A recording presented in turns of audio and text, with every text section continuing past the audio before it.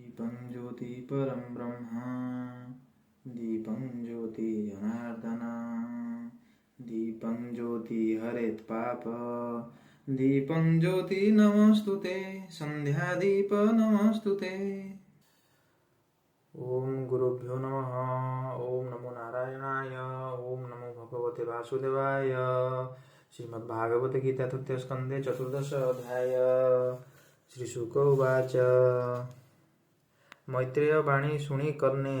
हरष विदुरर मने कृष्ण शुकर रूप कथा अमृत पद एहु गाथा आनंदे शिर कर देई संतोष चिते पचारई विदुर उवाच यज्ञ बराह रूप धरी दंताग्रे धरणी उधरी जले आसन्ते ऊर्ध्वदन्ते आदि असुरर अग्रते मिलिला गदा हस्ते धरी ता देह दंताग्रे विदारी शुणी कथा तुम्भ मुखे एबे पचारे मन सुखे ए दैत्य तेज अनर्गला कि हेतु गदा युद्ध कला ताहार जन्म कर्म जेते विस्तारी कह मो ग्रते मैत्रेय उवाच परम कुतूहल बाणी जीव तरई ଏହା ଶୁଣି ତୁ ଅନ୍ୟ ଧନ୍ୟ ସାଧୁ କୁରୁବୀର ସୁଧର୍ମ ପ୍ରଶ୍ନ ଏ ତୋହର ହରିଚରିତ ଗୁଣ କଥା ଅମୃତ ରହସ୍ୟମୟ କଥା ଯାହା ଶୁଣନ୍ତେ ମୃତ୍ୟୁପାଶ ସୁତପ୍ତ ଚକ୍ରେ ହୋଇ ନାଶ हे स्वयंभुव मनुसुत शांतनु तनय विख्यात तपर गले से प्रचंडे चरण दे मृत्युपिंडे स्वभावे तेज अनर्गला परम पदे से बसिला तू एबे पचारिलु मते शुण विदुर एक चिते प्रस्ताव इतिहास बाणी देवंक सभा मध्ये शुणी जणाई एथिर कारण कहिबी एक चिते शुण दक्ष दुहिता दिति नामा कश्यप ऋषिंकर बामा से एके दिने यज्ञशाळे एके पशिला संध्या काळे बसिला निज पति पासे कामे जड़ित रति आसे से महामुनि ताहा परे मंत्र आहुति देवा ठारे यज्ञ पुरुष प्रीति अर्थे अस्त अचल सूर्य गते निबिड़ संध्या आगमने मिलिला स्वामी सन्निधाने कर पल्लव शिरे देई कहे कश्यप मुख चाहि दितिरुवाच भूनाथ शुण तपोधन कंदर्प घिनी सरासन अनंग बाणे मोर मन कहि शुण सावधान कदली बन्ने जह्ने गज दंते विदारे अति तेज मो पिता दक्ष प्रजापति जार सहिते तारामती आंभर घरे पुत्र जेते धर्म पाଳିबे से जगते एकथा मने विचारिला जानते आंभकु पचारिला सम्मति देखिला आंभर तेणु भरिला तुते बर आंभे जे भग्नि तोर पासे तुम्भर चरण विश्वासे आंभर शील रूप गुण तुम्भे ता प्रत्यक्ष प्रमाण भूनाथ नलिन बदन एबे तु करम वचन मोर संगते कर रति सुभोगे हेउ मोर शांति एमंत शुणिन वचन कश्यप ऋषि दुख मन ए संध्या काले मोर पासे तुझे मिलिलु रति आसे जे धर्म प्रमाणे तोहर अन्यथा के करू ताहार एणु तोहर प्रिय जेते करिबी तोहर आयते संसार व्यवहारटी एही ए धर्म कर्मे रहे गृही सर्व आश्रय मध्य सार पुत्र कलत्र धन घर एणु मोहर चितर से बोईत जेह्ने जल भासे आंबर अंग मध्य नारी अन्यथा केबा करिपारी ताहार तहे गृहकार देई निरते थांती कर ଯାହାର ଆଶ୍ରୟ ପ୍ରାଣୀ ଥାଇ ଇନ୍ଦ୍ରିୟ ଚିତ୍ତକୁ ଜଣାଇ କଥା କି କରିବ ଆନ ଯାହା ସଞ୍ଚିଲେ ଭଗବାନ ଏବେ ଉଦ୍ଧର ଆତ୍ମା ମନେ ଶୁଭେ ନ ରହ ମୋ ଚରଣେ ଦେଖ ଏ ଭୟଙ୍କର ବେଳା ପ୍ରେତ ପିଶାଚ ଗଣ ମେଳା ଭୂତ ବେତାଳ ଗଣ ରଙ୍ଗେ ଭବାନୀ ଗଣ ସହନୀ ସଙ୍ଗେ ଭୂତରେ ବସି ଭୂତପତି ଦେଖ ଏଇ ସର୍ବଜନ ଗତି ମୋର ଦେ ସେବ ସ୍ୱଭାବେ କେ କହିପାରୁ ଏହି ଭାବେ पर पर जार नाही बदने निंदा स्तुति काहीं आंबे सकल जाचरणे से बुंचु ब्रह्म आचरणे जार प्रसन्न सौभागी जेनर आत्मा गुणे भोगी जार निर्मल गुण चिंती खिबा पटले सर्वे चंती चिंतती निर्लेप शरीर देव मानवे अगोचर एमंते स्वामी मुख शुणी स्वभावे लज्जित तरुणी पिशाच चेष्टा देखी तार सुमने करंती विचार विभागी प्राणी एहि मती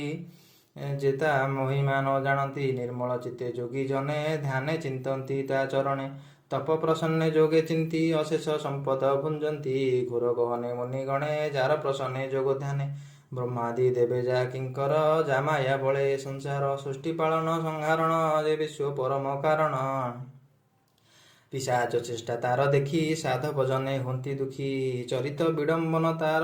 देव मानवे अगोचर एमंत स्वामी मुख शुणी स्वभावे उन्मत तरुणी मदन बाणे भोलचित बेगे धइला स्वामी हस्त वस्त्राकर्षी बाम करे कटाक्षे चाहे रोष भरे ଭୂଷଳୀ ପ୍ରାୟ ଲଜ୍ଜା ଛାଡ଼ି ରମଣ ରସେ ଚିତେ ବୁଡ଼ି ବଳେ ଫେଇଲା ତାର ଅଙ୍ଗ ଆକର୍ଷେ ସୁକାମ ଅନଙ୍ଗ ପତ୍ନୀ ରମଣ ସଙ୍ଗ ବରି ତକ୍ଷଣେ ଆଚମନ କରି କର ଚରଣ ଧୋଇ ଜଳେ ମୌନେ ବସିଲେ ନିଶ୍ଚଳେ ଗାୟତ୍ରୀ ମନ୍ତ୍ର ପ୍ରଣିଧାନ କରି ଚିନ୍ତିଲେ ବ୍ରହ୍ମଧାମ ତକ୍ଷଣେ ଦିତି ଉଠି ବେଗେ ବସ୍ତ୍ର ଆଚ୍ଛାଦି ସର୍ବଅଙ୍ଗେ ସଲ୍ଲଳେ ଅଧମୁଖ ହୋଇ କହେ କଶ୍ୟପ ମୁଖ ଚାହିଁ ଦିତିର ଉବାଚ ଏ ଗର୍ବ ହୋଇବ ମୋହର ସ୍ୱଭାବେ ମହାଭୟଙ୍କର ପ୍ରାଣୀଙ୍କ ତେଜ ସେ ହରିବ ଦୁର୍ବୁଦ୍ଧି ପଣେ ଦୁଷ୍ଟ ଭାବ ଅବଜ୍ଞା କରି ନିଜ ପତି ମୁଁ ଯେ ଆଚରିଲି ଅନୀତି ଯୋଗୀନ୍ଦ୍ର ନମୋ ତୋ ଚରଣେ ତୋର ବିହାର ଭୂତଗଣେ ସର୍ବବିନାଶ ଦଣ୍ଡଧର ତୁ ଦଣ୍ଡୁ ଦୁର୍ଦଣ୍ଡ କୋଧର ତୁ ଭୀମ ରୂପ କ୍ଷମାପତି ନମୋ ନମସ୍ତେ ପ୍ରଭୁ ଗତି ଗର୍ଭ ଆହୁଛି ମନ ଦେଇ କହେ କଶ୍ୟପ ମୁଖ ଚାହିଁ ତକ୍ଷଣେ ଧ୍ୟାନ ଛାଡ଼ି ବେଗେ ମୁନି କହନ୍ତି ପତ୍ନୀ ଆଗେ କଶ୍ୟପ ଉବାଚ ଭୂଷକି ଶୁଣ ଶୁଦ୍ଧ ଚିତେ କର୍ମ ତୋର ଆୟତେ ମୁହୂର୍ତ୍ତ ଦୋଷ ଭୟଙ୍କର ଦେହ ହେଳନ କର୍ମ ତୋର ଏ ଦୋଷ ତୋର କର୍ମଗତେ କର୍ମ ହୋଇବ ବିନା ସୂତ୍ରେ ସୃଷ୍ଟି ହୋଇବ ଏ ଶୈଳେ ତପ ସାଧନେ କର୍ମ ଫଳେ ଏ ତିନି ପୁରେ ରାଜା ଗଣେ ସକଳ ଖଟିବେ ଚରଣେ ଧନ ଜୀବନ ସେ ହରିବେ ପ୍ରାଣୀକୁ ଦୁଃଖ ସୁଖ ଦେବେ ନିର୍ଦ୍ଦୋଷ ପ୍ରାଣୀଙ୍କ ମରଣେ ପରର ମଣି କରସଣେ ମହାନ୍ତ ଜନ କୋପଜାତ ବଳେ ହରିବେ ବେନି ଭାତ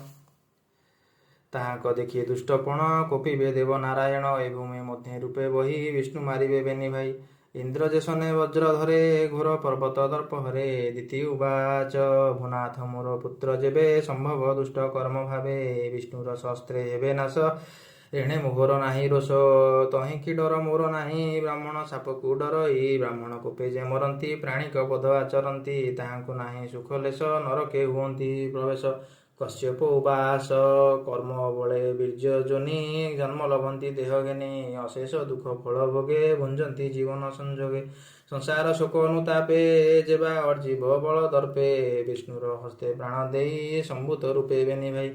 ତାହାଙ୍କ ପୁତ୍ରଙ୍କର ମଧ୍ୟେ ବିଷ୍ଣୁର ଭକ୍ତ ଅନୁବାଦେ ହୋଇବେ ବିଷ୍ଣୁ ଭକ୍ତ ସାର ଅତୁଲ୍ୟ ସୁଖ ସୁବିଚାର ତାହାର ସତ ଇହ ଲୋକେ ବିଷ୍ଣୁ ଭଗତି ମନ ସୁଖେ ଯାଇ ସଗାଇ ନିରନ୍ତରେ ତରିବେ ଭବ ସଂସାରେ ଯାର ପ୍ରସନ୍ନେ ସଂସାର ହୋଇବେ ମାୟା ବନ୍ଧୁ ପାର ସେ ମହାଭାଗବତ ବାଣୀ ଯା ଯଶ ଗାଇ ତରେ ପ୍ରାଣୀ ସେ ବିଷ୍ଣୁ ଭାବ ଅତିରେକେ ଅନ୍ତେ ମିଳିବେ ବିଷ୍ଣୁ ଲୋକେ ତୁ ପୁଣି ଦେଖିବୁ ତା ମୁଖ ଲଭିବୁ ଅତିଶୟ ସୁଖ ସୁକର୍ମ କରି ସୁକୁମାର କର୍ଣ୍ଣେ କୁଣ୍ଡଳ ହୃଦୟ ହାର ମୈତ୍ରେୟ ଉବାଚ ପୁତ୍ର ପୁତ୍ରର ଗୁଣ ଗୁଣୀ ବୈଷ୍ଣବ ଗୁଣେ ଶିରୋମଣି ଅନ୍ତର ଆତ୍ମା ଅତି ଦୋଷେ ସ୍ୱାମୀଙ୍କୁ ନ ମିଳିଲା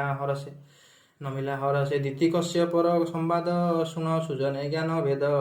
ତୃତୀୟ ସ୍କନ୍ଧେ ଭାଗବତ କହଇ ବିପ୍ର ଜଗନ୍ନାଥ ଇତି ଶ୍ରୀମଦ୍ଭାଗବତେ ମହାପୁରାଣେ ପାରମହଂସ୍ୟାଂ ସଂହିତାୟାଂ 82 ତୃତୀୟ ସ୍କନ୍ଧେ ଦିତି କଶ୍ୟପ ସମ୍ବାଦେ ନାମ ଚତୁର୍ଦଶ ଅଧ୍ୟାୟ। ଓಂ ନମୋ ନାରାୟଣ ନମୋ ବାସୁଦେବ।